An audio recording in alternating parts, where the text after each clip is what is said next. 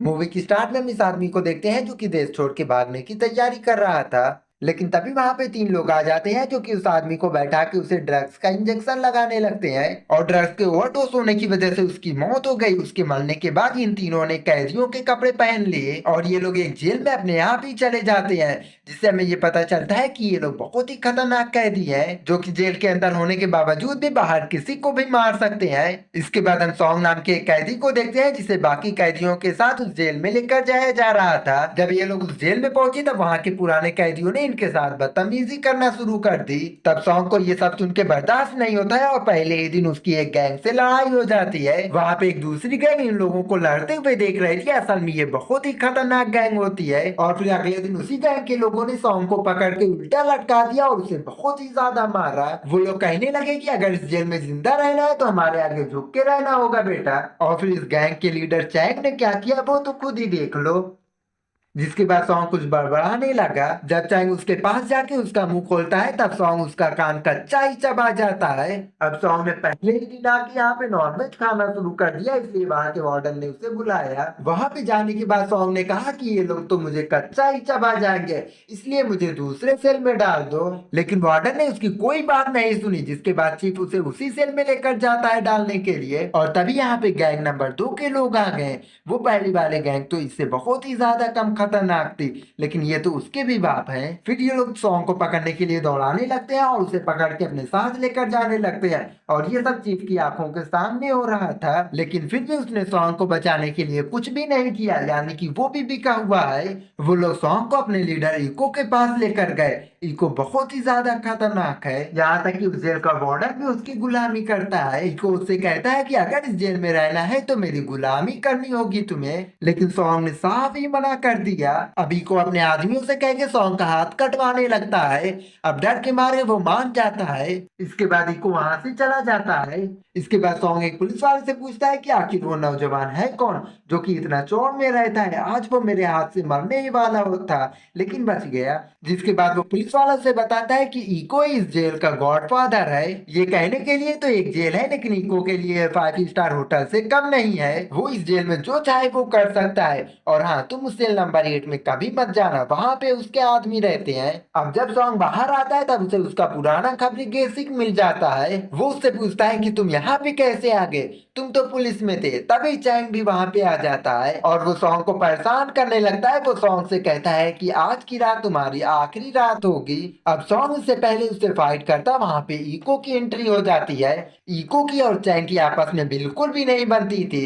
Eco Chang से कहता है कि मैं तो तुम्हें गुंडा समझता था, लेकिन तू ये क्या बचकानी हरकत कर रहा है। इको कहता है कि रोज रोज की लड़ाई से अच्छा है कि तुम दोनों आज ही अपना फैसला कर लो। तब सॉन्ग कहता है कि अगर मैं जीता तो मुझे फ्राइड चिकन और सेल नंबर 8 चाहिए। अब दोनों में फाइट स्टार्ट हो जाती है और सॉन्ग उसे बड़ी आसानी से हरा देता है। अब वादे के मुताबिक चीफ ने उसे वहां से निकाल के सेल नंबर 8 में डाल दिया। अब इसके बाद हम डॉक्टर किम को देखते हैं जो कि जेल के बाहर वार्डन से मीटिंग कर रहा था। असल में डॉक्टर किम जेल से बाहर रह के लोगों से कॉन्ट्रैक्ट लेता था और वार्डन के जरिए उस कॉन्ट्रैक्ट को जेल के अंदर इको के पास पहुंचाता था।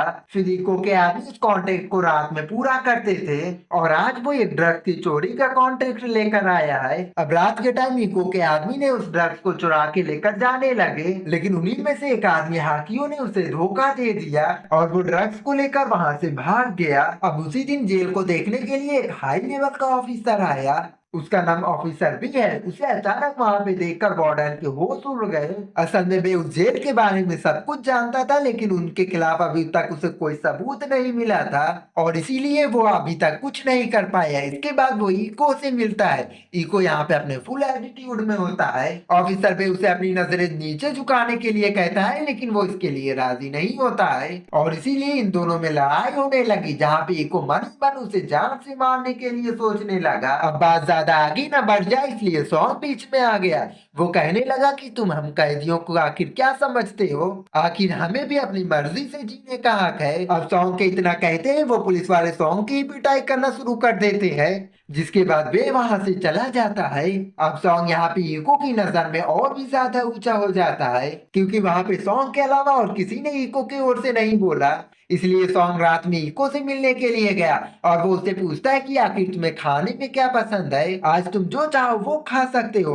तब सॉन्ग ने मछली खाने की डिमांड की, जिसपे इको कहता है कि ये तो मुश्किल है, जिसपे सॉन्ग कहता है कि अगर ये मुश्किल है तो फिर क्यों पूछा। अब बात इको की सेल्फ रिस्पेक्ट पे आ गई थी, इसलिए वो अपनी पावर का इस्तेमाल करके सॉन्ग को मछली खिलाने के लिए बाहर लेकर जाने लगा। वहां पे इको से पूछता है कि तुमने आखिर मेरी मदद क्यों की, जिसपे सॉन्ग कहता है कि तुम्हें इम्प्रेस करने के लिए मैंने ऐसा किया, क्योंकि इतने खतरनाक कुत्तों से भरी इस जेल में मुझे जिंदा रहने के लिए ऐसा करना पड़ा। यहाँ पे इको कहता है कि मैंने सुना था कि तुम एक पुलिस वाले हो, इसलिए क्या तुम मेरे लिए एक आदमी को पकड़ के लेकर आ सकते हो, इस काम के लिए तुम्हें पूरे $1 लाख मिलेंगे। तब सॉन्ग कहता है कि मैं बस उसे पकड़ के लेकर आऊंगा। अब वहां से जाते समय सॉन्ग को अपने भाई की याद आने लगी। जब सॉन्ग पुलिस में था, तब उसका भाई उसे मदद मांगने के लिए आया था, क्योंकि उसका भाई एक रिपोर्टर था और उसे कुछ लोगों के काले कारनामों के बारे में पता चला था। लेकिन सॉन्ग किसी वजह से उसकी मदद नहीं कर पाया। खैर, सॉन्ग जिस आदमी की तलाश में है उसका नाम हाकियो है। ये वही आदमी है जिसने ड्रग्स लेकर भागा था। सॉन्ग ने कुछ दिनों बाद हाकियो के दोस्त को पकड़ लिया और उसे पीटने के बाद उसने हाकियो का भी एड्रेस बता दिया। और फिर उसी रात सॉन्ग ने हाकियों को भी ढूंढ लिया और उसे पकड़ के इको के हवाले कर दिया। फिर इको उसे जेल में लेकर जाता है और उसे फांसी पे लटका देता है। सॉन्ग को ये देखकर बर्दाश्त नहीं होता है, लेकिन वो कुछ भी नहीं कर सकता था, वो इको के खिलाफ नहीं जा सकता था। फिर सॉन्ग अगले दिन देखभाल करते समय उस वार्डन के रूम में देखभाल करने लगता है। अब ये ऐसा क्यों कर रहा है ये हमें कहानी में आगे पता चलेगा। फिर एक दिन जब ये सभी लोग बैठ के साथ में खाना खा रहे थे, तभी इको के खास आदमी से सॉन्ग की बहस हो जाती है। अब खाना खाते समय इको को कोई परेशान करे ये उसे बर्दाश्त नहीं था, इसलिए वो वहां से एक कांच उठाता है और ली का सर फोड़ देता है। और उसने सॉन्ग से बस इतना ही कहा कि तू अपनी जुबान पे जरा लगाम रख, वरना अगला नंबर तेरा होगा। अब इसके बारे में जब चैंग को पता चला तब वो मौके का फायदा उठाने के लिए ली के पास मिलने के लिए गया। अब चैंग ली को भड़काने लगा कि देख लेना, एक दिन वो सॉन्ग तुम्हारी जगह ले लेगा और इको का खास आदमी बन जाएगा और तुम्हारी कोई हैसियत नहीं रह जाएगी। अब वो बात करते करते पॉइंट पे आ गया और उसने कहा कि तुम इको को मारने में मेरी मदद करो और इको के मरने के बाद तुम इको की जगह ले पाओगे और इस तरह हम इस जेल में राज करेंगे। लेकिन ये इसके लिए राजी नहीं होता है, क्योंकि वो इको का काफी खास आदमी था। इधर जब सॉन्ग को मौका मिला तब वो वार्डन के ऑफिस में चला गया और वहां पे जाने के बाद वो छानबीन करने लगा और वहां पे उसे एक रिकॉर्डिंग मिली जो कि उसके भाई की थी। उस रिकॉर्डिंग में डॉक्टर किम वार्डन से कहता है कि एक रिपोर्टर हमारे बारे में सब कुछ जानता है और वो इन सब चीजों का खुलासा करने वाला है, इसलिए तुम जल्द से जल्द इस बात को इको तक पहुंचा दो। जिसके बाद हमें ये पता चलता है कि सॉन्ग इस जेल में अपने भाई की मौत का बदला लेने के लिए आया है। अब सॉन्ग इसके बारे में कुछ ज्यादा जान पाता, वहां पे वार्डन आ जाता है। अब वार्डन को सॉन्ग के ऊपर शक होता है। इससे पहले एक ऑफिसर यहाँ पे आता है और वो कहता है कि इसे मैंने ही यहाँ पे साफ सफाई करने के लिए भेजा था। अब वो ऑफिसर सॉन्ग को बाहर लेकर जाके उससे पूछता है कि मैं तुम्हें कई दिन से नोटिस कर रहा हूँ, तुम्हें जब भी मौका मिलता है तुम उस वार्डन के रूम में चले जाते हो। जब वो सॉन्ग की तलाशी लेता है तब उसे सॉन्ग के जेबे में से पैसों की गड्डी मिलती है, जिससे वो समझ जाता है कि सॉन्ग उस रूम में पैसे चुराने के लिए जाता है। जिसके बाद वो ऑफिसर बोलता है कि पैसे चुराने में मैं तुम्हारी मदद करूंगा, लेकिन तुम जितने भी पैसे चुराओगे उसमें से आधे पैसे मुझे दोगे।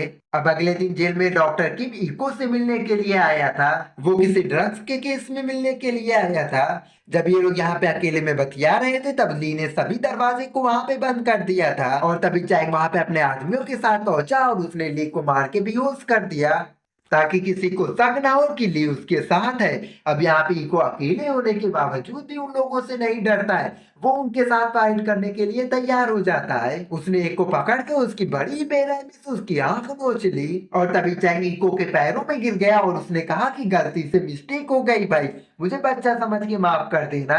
और इको उसे सच में बच्चा समझ के माफ कर देता है। अब जब इको पीछे घूमता है तभी चैंग पीछे से इको के ऊपर हमला कर देता है और तभी वहां पे सॉन्ग आ जाता है और वो एक एक करके सभी को मारने लगता है। और तभी वहां पे वार्डन भी आ जाता है। वो कहने लगा कि इन्हें जरा सी छूट भी क्या दे दो, ये तो सर पे चढ़ने लगते हैं। जिसके बाद वो यहाँ से चला जाता है और मौका देकर चैंग सॉन्ग के ऊपर पीछे से हमला कर देता है, जिसके बाद सॉन्ग वहीं पे बेहोश हो जाता है। अब इसके बाद चैंग को दूसरी जेल में शिफ्ट करने के लिए लेकर जाया जाता है और उसने चैंग को बीच रास्ते में ही उड़ा दिया और पीछे से एक कार आके उसे उड़ा देती है। ये इको से फाइट करने का नतीजा था। इसके बाद जेल में इको ने अपने सभी गैंग मेंबर को एक जगह पे इकट्ठा किया। वो कहने लगा कि तुम में से किसी ने तो मुझे धोखा दिया है, इसलिए अगर वो जल्दी से मेरे सामने आ जाएगा तो उसके लिए अच्छा होगा।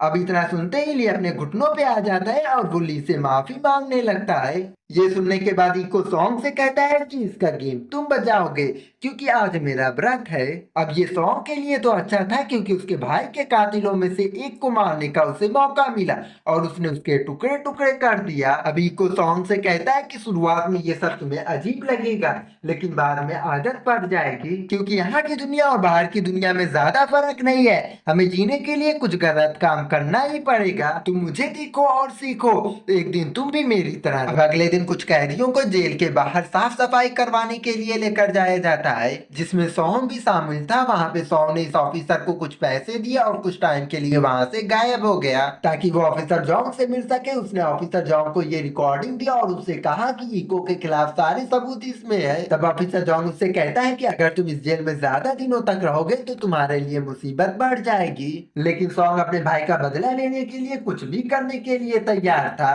अब इको वार्डन से मिलता है और उससे कहता है कि ऑफिसर भी हमारे बारे में सब जानता है और उसने मेरी नाक में दम कर दिया है, इसलिए मैं तुम्हारी और भी ज्यादा मदद नहीं कर पाऊंगा। और ये है तुम्हारी बेल के पेपर, अब तुम यहाँ से आजाद हो और बाहर जाके कुछ भी कर सकते हो। ये सुनकर इको को काफी ज्यादा गुस्सा आता है और वो उसे कहता है कि मैंने ही तुम्हें ये वार्डन बनाया है और मैं चाहूँ तो तुम्हें वार्डन की पोस्ट से हटा भी सकता हूँ। अब इसके बाद इको ऑफिसर डे का काम तमाम करने के लिए जेल से बाहर गए अपने कुछ लड़कों के साथ। अब इन सब में सॉन्ग भी शामिल था। ये सॉन्ग के लिए काफी अच्छा मौका था इको को रंगे हाथों पकड़ने का। सॉन्ग ने पहले ही जॉन से कह दिया कि तुम डॉक्टर किम पे नजर रखना और जैसे ही मुझे मौका मिलेगा मैं तुम्हें फोन करके सब बता दूंगा। अब जैसे ही सॉन्ग को मौका मिला उसने जॉन को फोन करके बताया कि इको अपने आदमियों के साथ बाहर आया है और यही सबसे अच्छा मौका है उसे पकड़ने के लिए। और तभी पीछे से इको भी आ जाता है और उसने उसका फोन उससे ले लिया और अपने कान में लगा के सुनने लगा और तभी सामने से एक लड़की की आवाज आती है जिससे इको को समझ में आ जाता है कि ये उसकी माँ होगी और वो उसे फोन लौटा के वहां से चला जाता है। इधर जोंग अपने पूरी टीम के साथ एक लोहे के कारखाने की ओर जा रहा था क्योंकि उस लोकेशन के बारे में सॉन्ग ने ही उसे बताया था। जब पुलिस वाले वहां पे पहुंचते हैं तब वहां पे कोई नहीं होता है, सिर्फ वहां पे काम करने वाले वर्कर होते हैं। असल में इको ने अपनी लोकेशन चेंज कर दी थी। जब सॉन्ग ने लोकेशन चेंज करने के बारे में इको से पूछता है तब इको उससे कहता है कि तुम्हें इससे कोई मतलब नहीं होना चाहिए। अब यहाँ पे इको के आदमियों ने ऑफिसर बे को पकड़ के लेकर चले आए और उसे कूड़े को करस करने वाली मशीन में डाल के मार दिया। अब जाते वक्त इको को पता चला कि जहाँ पे वो पहले जाने वाले थे उस कारखाने में पुलिस का छापा पड़ गया है। जिसके बाद इको सॉन्ग को ऑफिसर जॉन्ग की फोटो दिखाता है और उससे पूछता है कि क्या तुम इसे जानते हो कि नहीं। अब फोटो देखने के बाद सॉन्ग उससे कहता है कि नहीं, मैं इसे नहीं जानता हूँ। इको कहता है कि यहाँ का कोई आदमी उससे मिला हुआ है और हमें उसे पकड़ना होगा। अब हम देखते हैं कि इको ने जॉन्ग को पकड़ लिया है और वो फोन पे अपने आदमी को ऑर्डर देता है जॉन्ग का काम हमेशा के लिए तमाम करने के लिए। जॉन्ग की तड़पने की आवाज इको सॉन्ग को भी सुनाने लगा। तब जाके सॉन्ग को बोलना पड़ा कि इसमें उसकी कोई गलती नहीं है, तुम प्लीज उसे छोड़ दो। अब इधर जब इको को पता चला कि वार्डन ने ऑफिसर बे को मार दिया है तब उसे बहुत ही ज्यादा गुस्सा आया और वो इको के खिलाफ हो जाता है और वो उसे मारने के लिए जाता है। जब वार्डन इको के पास पहुंचता है तब उसकी पतलून कीनी हो जाती है, वो कुछ भी नहीं कर पाता है लेकिन वो जैसे तैसे करके हिम्मत करके उसके ऊपर गन तानता है लेकिन इको उसे ही मार देता है और वो चीफ से कहता है कि आज के बाद से तुम वार्डन हो। इसके बाद वो लोग सॉन्ग को फांसी पे लटकाने लगते हैं लेकिन उनमें से एक लड़के को सॉन्ग के ऊपर दया आ जाती है और वो लाइट ऑफ कर देता है। अब मौका पाके सॉन्ग वहां से भाग जाता है। जिसके बाद वो अपने खबरें गेसिक के पास पहुंचा और वो उसे कहने लगा कि मुझे तुम्हारी मदद चाहिए। फिर उन दोनों ने मिलकर उस बिल्डिंग में आग लगाना शुरू कर दी। अब सॉन्ग ने एक गैस सिलेंडर भी जला दिया।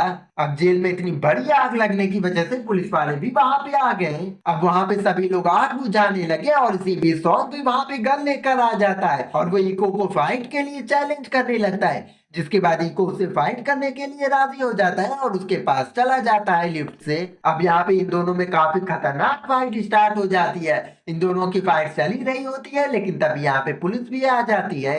और वो इको को सरेंडर करने के लिए कहने लगे। तब स्क्रिप्ट के हिसाब से सॉन्ग इको को जान से मारने लगता है, लेकिन पुलिस वाले सॉन्ग को ऐसा करने से रोक देते हैं। अब मौका पाते ही इको ने पास में पड़ी एक कांच से सॉन्ग के ऊपर हमला कर दिया और वो सॉन्ग को जान से ही मारने वाला था, लेकिन तभी वहां पे खड़े सभी पुलिस वालों ने इको को अपने निशाने पे ले लिया। लेकिन इको फिर भी नहीं रुकता है और वो सॉन्ग को मारने ही वाला होता है, लेकिन पुलिस वाले उसके ऊपर फायर कर देते हैं, जिससे इको की वहीं पे मौत हो जाती है। जिसके बाद वहां पे मौजूद सभी कैदियों को दूसरे जेल में शिफ्ट कर दिया गया। अब इको के मरने के बाद इको से जुड़े सभी कैदियों को गिरफ्तार कर लिया गया, जो कि सॉन्ग के लिए काफी अच्छी बात थी। लेकिन जेल के सभी कैदियों ने सॉन्ग के खिलाफ गवाही दे दी। उन्होंने कहा कि जेल में सॉन्ग इको का खास आदमी था और इको के हर एक क्राइम में इको का साथ देता था। जिसके बाद सॉन्ग को भी गिरफ्तार करके जेल में डाल दिया जाता है, लेकिन सॉन्ग इको को सजा देकर काफी ज्यादा खुश था। और इसी सीन के साथ ये मूवी यहीं पे खत्म हो जाती है। तो वीडियो को लाइक और चैनल को सब्सक्राइब कर देना